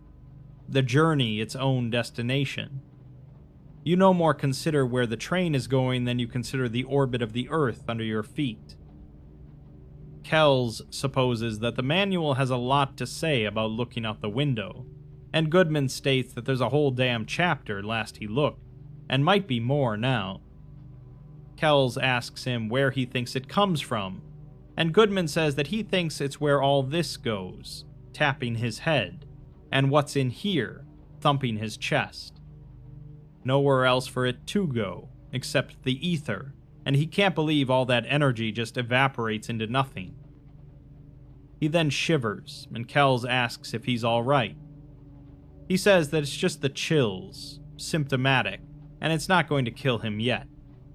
The iron bones make a powerful difference. Kells still offers condolences, but Goodman tells him not to be sorry, as they've all got their schedules to keep. He asks Kells if he's ever been alone on a train, and he says once or twice, maybe. Goodman says that the first time it happened to him, he was just a boy, right here on the Illinois Central. He can't say how, but he found himself as the sole occupant of a Pullman coach at the edge of dusk and dark. Maybe they were playing cards up front, or down back, and nobody thought to tell the skinny kid with the hungry look. Might be the gleam scared them off, as gamblers don't like risk so much as they claim. Kells asks him what it was like to have the train to himself, and Goodman says that it was like dying. It rolls on, the train, empty or full, and doesn't even notice the difference. A few hundred people barely register to 80 tons of freight. The rods churn and the wheels turn, and the black blur out the window keeps scrolling, and the whistle moans. The train doesn't care, but you do. He sighs and says that if that's how the end is, he won't be afraid. The two of them look out the window together for several minutes, before Goodman says they talk of travel between worlds, but an empty train is a traveling world. He then states that he always wanted to be in a crash, surprising Kells. He knows how it sounds, but can there ever be anything so apocalyptic? The first train he ever rode, he was still in short pants, and they were headed for a rail bridge. The other kids told him it was out, but the train kept moving, and he knew that they were going to take the plunge. Burn up or boil at the bottom, with no way to stop it. It's obvious now that they would have stopped the train, but not to a kid. You feel this thing moving beneath your feet, hell for leather. You hear her calling out to everything in her path, crying, keep away. You feel yourself a part of that engine of entropy. That vulnerable moment when everything is possible. You believe it when you hear this is the last ride, to that last, best terminal. In the moment, it was easier to believe that the world would end than that train ever slow down, all raw speed and danger. Nothing else to her, or to him. Kells asks if the bridge was out, but he says of course it wasn't. They shot over that span like a bat leaving hell, and he held his breath the whole way. Kells imagines that he was relieved, but he was disappointed.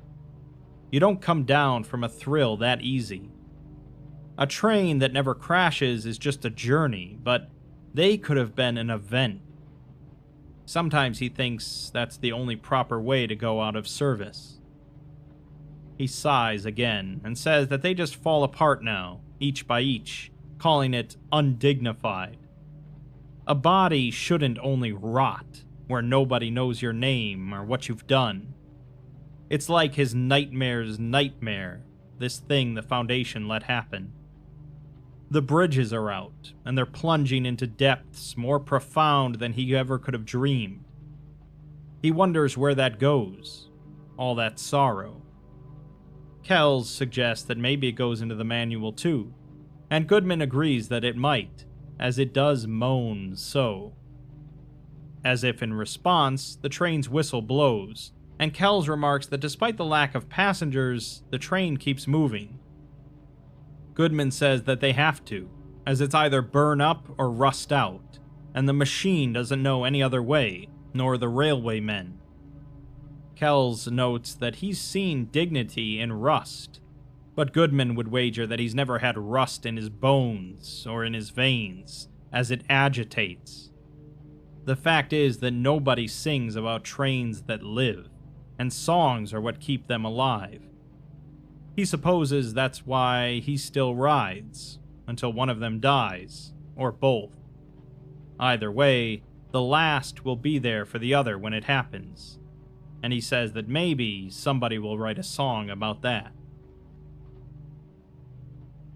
It's certainly clear that there's something off about each and every station master on the Lampeter network. Not in a morbid or horrific way necessarily, but more that they are all deeply connected to this dying network, outside of it just being a job. Kells so far hasn't really gained much information about where the manuals are coming from, but he's definitely gaining a lot of perspective about the train network and the people involved with it. We'll pick things up with part 2 to see where the journey takes him.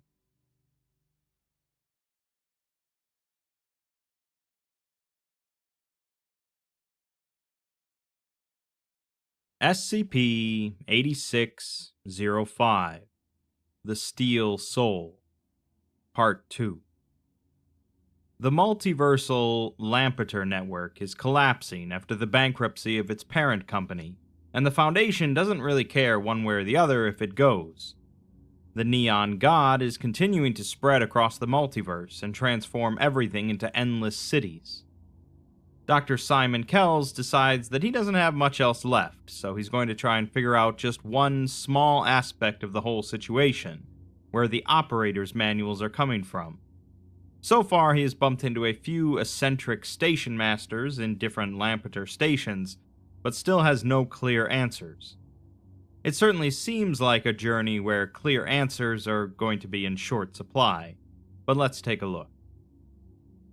We pick things up where we left off with an excerpt from the 10th edition of the Lampeter Manual pertaining to a Travelator in Universe M919, Smithian Hegemony. Mundane Carpet. The ideal form is as follows: clean, unobstructed, aesthetically functional, unpainted. Visual variety is unnecessary, and in fact, detrimental. The sole focus is continuous motion. No provision can be made for smooth transitions. The surface does not stop or even slow to admit or expel its passengers. Continuity in ideal. We're then given an interview between Dr. Kells and Sandra Andronova, the owner and operator of the Travelator. Kells stands on a moving carpet in a vast commercial complex, bustling with activity. There are 4 lanes to the Travelator, and customers are placing tokens in turnstiles and stepping onto each conveyor at complex cloverleaf intersections, many of them carrying bags bulging with a variety of purchases. There is an additional turnstile up ahead, marked with a simple electric sign bearing the livery of Lampeter, though there is some barely legible text underneath it that reads, "Wholly owned and operated by Andronova Industries." Andronova herself is strolling leisurely on the other side of the rail, easily keeping pace with Kells, who remarks that he hates these things. She asks if he actually does, or if they just make him not feel anything, and he hates that, but he says that he definitely hates them. She suggests that maybe he hates the associations, as people don't like to be herded. They like to move at their own pace, but that's simply not always practical, and that's what these are for. Kells replies that it's not that his sense of individuality is wounded. It's that he doesn't like that the ground is moving under his feet, and there's something very primal about that. If the ground is moving, you should move your feet until the ground isn't moving anymore. She says that he's experiencing this as a sort of stabilized earthquake that he can't get away from, and exclaims that that would thrill her. Kells notes, however, that she's not along for the ride, causing her to pirouette and stretch without missing a step. The crowd outside the nearest shop murmurs, and one person takes a photo of her as she strikes a pose. She remarks that when everyone else is walking, riding is a luxury, but the inverse is also true. They're all just moving laterally, and that's what this is about, how society keeps rolling along. Kells states that she operates a synecdoche then, and she says that it's from New York to Beijing, and when you've got a part this big, imagine the size of the whole. Kells removes a token from his pocket as he approaches the turnstiles for the Lampeter Travelator. He leaves the crowd behind, as this line is apparently empty, though it passes through several declines and inclines composed of wide, featureless corridors. Kells says that he came here to talk about the manual, but she states that she hasn't read it. She has people for that, and she's heard their summaries, calling it pretty dull stuff. Kells remarks that maybe he should be talking to her people instead, but she replies that she doesn't pay them to talk. She pays them to fix the moving carpet. Talk is cheap, so it's only a service if you're getting it from someone whose time is priceless. She then says that he's welcome, by the way. Kells says that he was hoping to figure out where the manual even comes from and discern its nature, because it's an anomaly. Unlike Lampeter itself, they don't even have a working theory to explain it. Things that have been around so long, nobody knows who first put them there. Things that work, but nobody knows why. That sort of stuff just kind of builds up, like the neon god. She guesses that your random day-to-day accretion doesn't involve regular updates on fresh printed paper, but then maybe the network just has people for that. Kells questions that these would be people they don't know about, and that nobody ever sees, but she says that she couldn't pick one of her people out from a crowd. She'll never be on the same continent as some of the people who work for her. Lampeter is a money pit surrounded by a red tape cordon, but that doesn't mean you can see the whole thing by standing at the edge and looking down. Kells quips that he'll add little army of invisible typists to the list of working theories then, but she just shrugs and says that it doesn't really matter. Kells says that her people use the manual to guide their daily tasks, and there's stuff in there about operations, refits, renovations, repairs. He asks if she's not bothered that they don't know who's setting the agenda she works to, but she says that she isn't, not as long as it works. She doesn't need to see the hand if it's pushing her in the right direction. Kells counters that her fortune rests on the whims of whoever is authoring that document, but she dismisses it. If it starts giving people bad advice, they'll just ignore it. They're not drones who do everything she tells them, but she always gets something roughly shaped like her way, and they feel like they've got a bit of wiggle room in their grind, and everybody's happy. Forward momentum, indistinguishable from futility. Andronova skips into a turn and begins walking backwards, suggesting he do the same, but he declines. She says that it feels good though, as they're carrying him.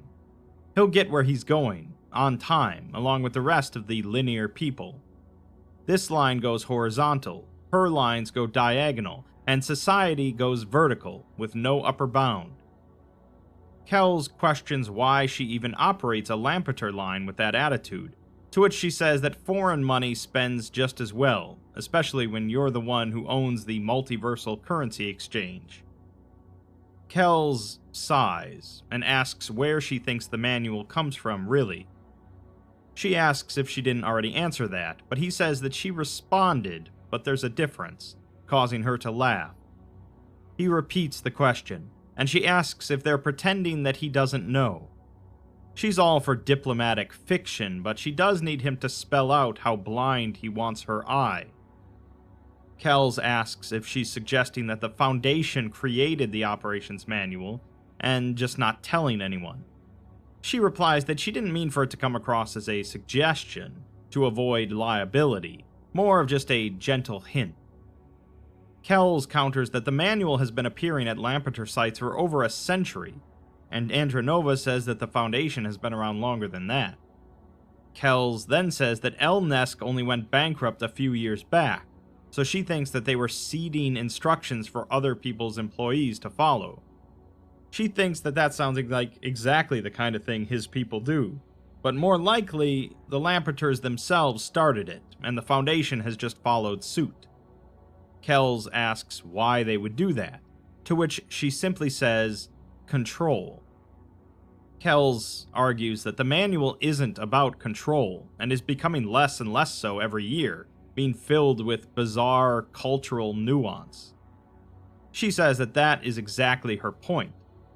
She knows from experience that wages buy people's hands, but their hearts take a different kind of compensation.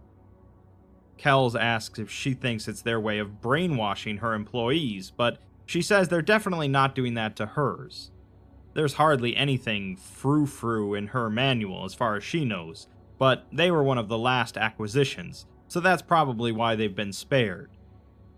Kells counters that it might actually be because there's nothing nostalgic or romantic about a Travelator, and she pouts. She says that they made a coffee table book full of photos a few years back, and it still sells like hotcakes. The two are approaching the end of the Travelator, and she says that she doesn't have time to walk and talk out of time and space with him, so she'll level with him. She thinks that the Lampeters made the manual because they were businessmen, and she thinks that the Foundation makes it because they're a government. They can't leave well enough alone. They want to be a soft glove on the invisible, and they've never seen a successful business they didn't itch to meddle with. They want a kinder, gentler world because they don't understand the first thing about survival. They don't have to provide for themselves, and they hardly have to provide for others. They have no achievements that belong to them in particular, and all they can do is take things that other people built and compromise them. That's what they use the manual for. Kells asks why it's also filled with technical specifications, but she says that that's the lure. That's how they get in. They make sure it gets used, and that's when the insidious stuff starts taking hold. Maybe he's right, elsewhere, but people around here know bullshit when they smell it. That's why she keeps the streets clean. Kells asks if the Lampeters were also trying to achieve a cultural shift, but she just thinks that they were crazies with a lousy business sense. The Foundation capitalized on the crazy that was already there, finding a purpose for it and redirecting it. It might be the only thing about them that she's respected, so it might not pay to disenchant her. Kells says that it's certainly a theory, and she says that she'll agree to call it that for as long as they have a working relationship. Andronova Industries is proud to be a part of the Lampeter family, and she gives a quick thumbs up. Kells, however, states that this isn't Lampeter. This place is nothing like Lampeter, as Lampeter is more. Andronova asks if he draws that distinction with the forms he does like, or just the ones that don't make him misty. Kells remarks that she could at least paint some murals on the ceiling, as the Lampeters used to do that with their trains. She says that that much is in the manual, something about how pretty pictures on the ceiling will just make people fall over backward trying to look at them.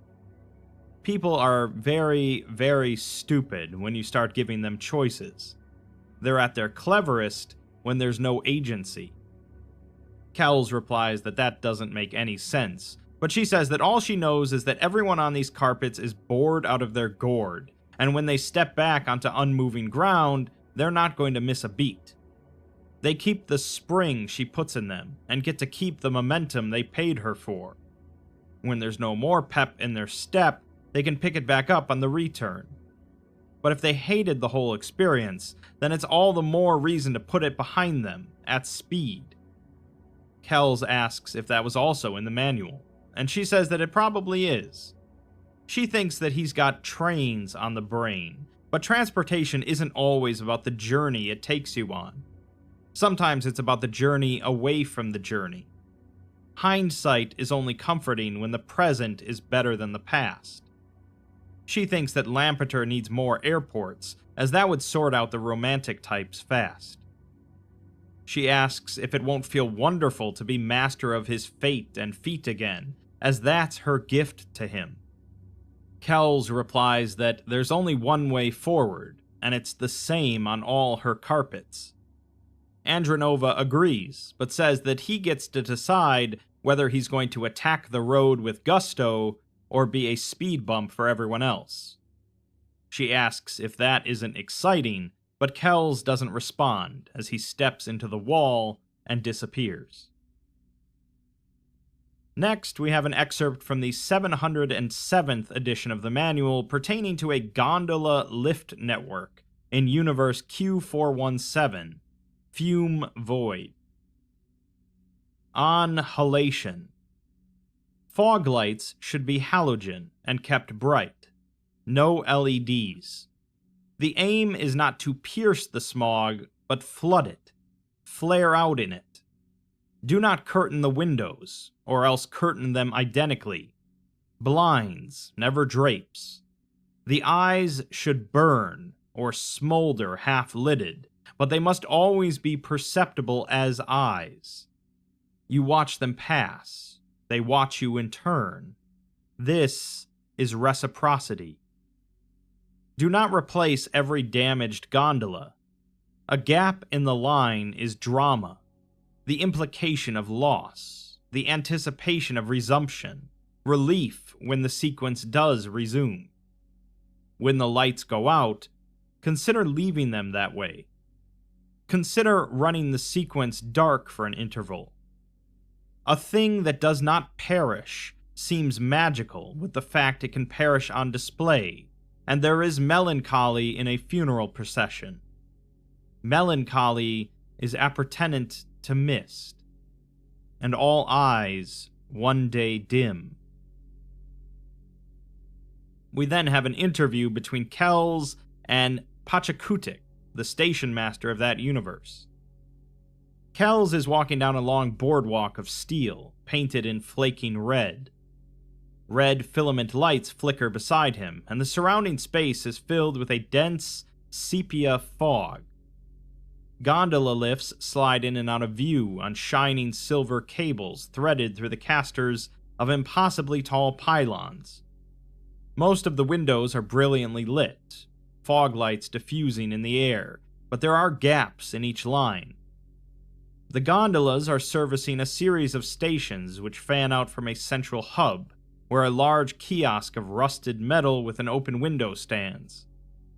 Kells approaches the kiosk, where a dim overhead light illuminates a single-seated figure, who looks up and asks Kells for a token. Kells pats his pockets and says that it must be in his other coat.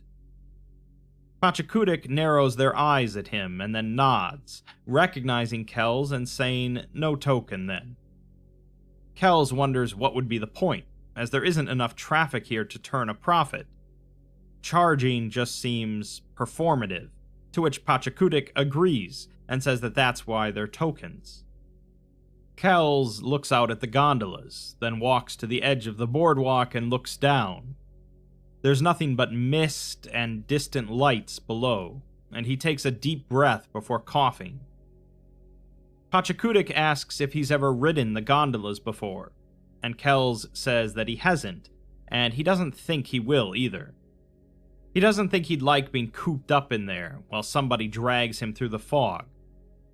Pachacutec shakes their head and says that we're all being dragged through the fog, but at least here you have a lifeline, and you don't need to know where you're going because someone else figured it out for you first.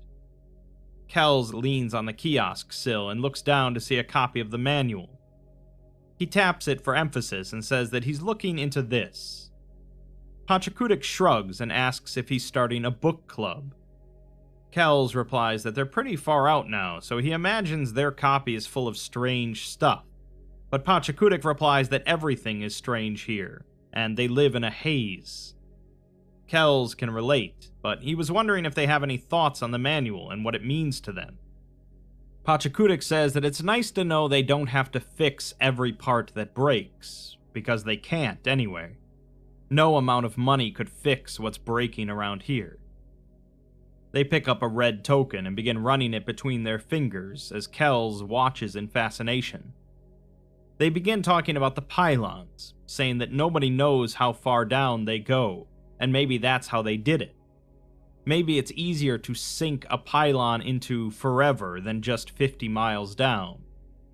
Whatever they're embedded in, though, even if it's nothing at all, they wouldn't be able to tell him how they'd go about doing that themselves. And if they come loose, or when they come loose, they don't know how they'll set them right. Kells asks if there's nothing in the manual about that, and Pachacutick laughs, saying that the manual tells them to just let them fall, so that's what they did. They can still see it though, a whole line going down.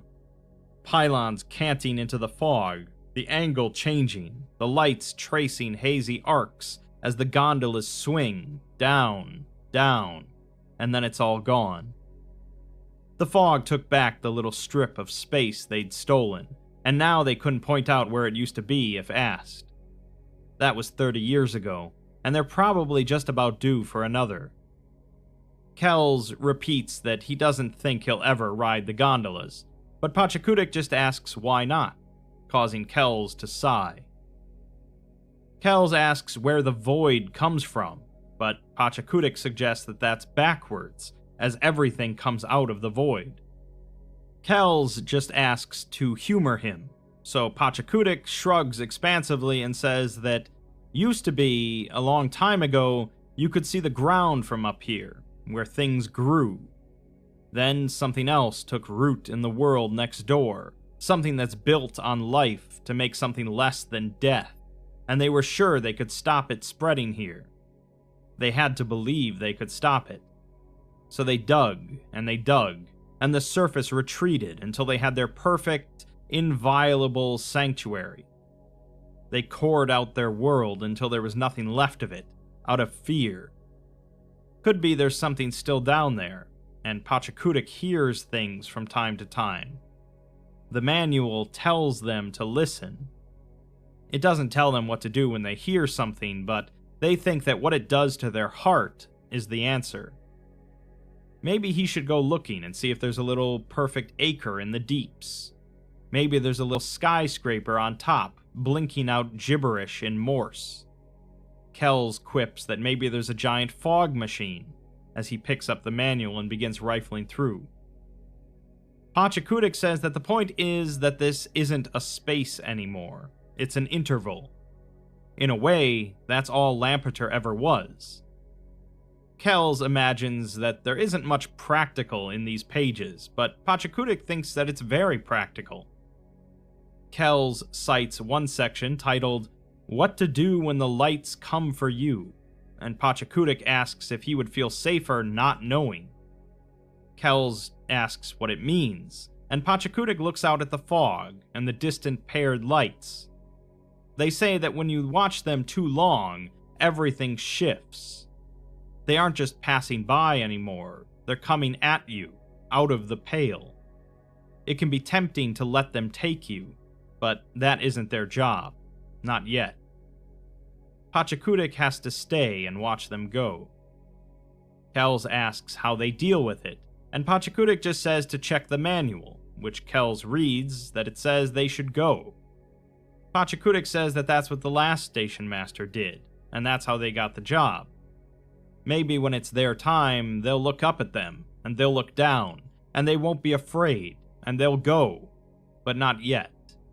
Who would sit here and talk to Kells? Kells says that they're like ghost lights, but there can't be people in all of these gondolas. Can't they just turn off the lights remotely?